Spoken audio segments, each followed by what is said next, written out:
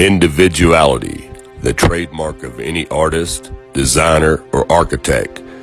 Each desires a uniqueness to their creation, a quality that separates it from any other. Man naturally has this individuality, his fingerprint.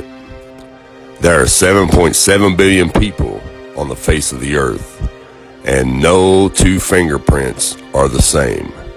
Everything we touch or make contact with is branded with a small expressed image revealing to all who see it who was there. Around 1200 AD, a man named Leonardo Pisano, better known as Fibonacci, who was a famous mathematician from the Republic of Pisa, considered to be the most talented mathematician of the Middle Ages, Pisano discovered a sequence of numbers that created a very interesting pattern. The sequence begins with the numbers 1, 1, 2, 3, 5, 8, 13, 21, 34, and continues indefinitely. Each number is obtained by adding the last two digits together. A rectangle with the length and width of any two of the numbers of this sequence forms what is known as the golden rectangle, a perfect rectangle. A golden rectangle can be broken down into squares, the size of the next Fibonacci numbers down and below. If we were to take a perfect or a golden rectangle, break it down into smaller squares based on Fibonacci's sequence, and divide each with an arc, the patterns begin to take shape. We begin to see Fibonacci's spiral. The spiral in and of itself is insignificant. Its importance is revealed in where we find it. Take, for example, the sunflower. The display of its florets are in perfect spirals of 55, 34, and 21, the sequence of Fibonacci. The fruitlets of the pineapple create the same spiral based on the sequence. The pine cone does the same. As currents move through the ocean and the tide rolls on to the shore, the waves that bring in the tide curve into a spiral that can be mathematically diagrammed onto a plot at the points 1, 1, 2, 3, 5, 8, 13, 21, 34, and 55. Buds on trees, sand dollars, starfish, petals on flowers, and especially the nautilus shell are formed with this exact same blueprint. With each segment of growth, the nautilus adds to itself one more value on Fibonacci scale. This blueprint can be seen around us on a small scale every day. But the greatest example of all is directly above our heads.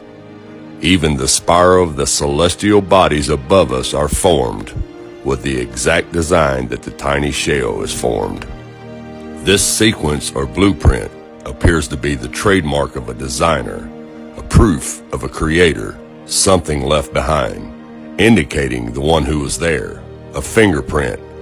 As we scan our universe, from the tiny flower to the celestial bodies above, we see the fingerprint of God. Now, this mathematical sequence was discovered in 1100 AD, and it's been hidden from us. They do not teach you this in public school.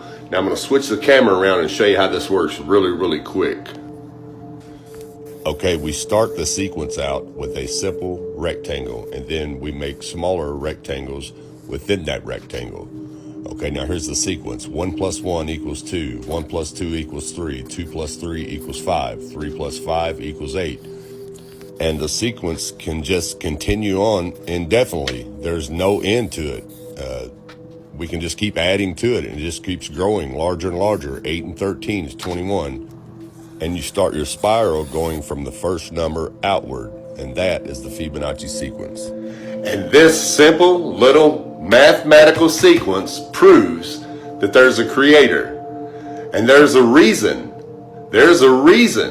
why the government would not allow this, well, actually not allow it. They won't fund this sequence to be taught in public schools. Even though it was discovered almost 1,000 years ago, there's a reason why they will not fund this mathematical sequence to be taught in school. For one, it proves there's only one creator, one fingerprint who created everything, because everything, every design created lines up with this sequence. And if they taught that in school, it would wake a lot of people up, and they'd be like, well, wait a minute. Everything on Earth has this same mathematical design, all the way down to our own DNA. You see what I'm saying? It would kill evolution theory, and it would kill the Big Bang theory. That's why this is not allowed to be taught in the public schools. It's time to wake up, people. Thanks for watching, and God bless.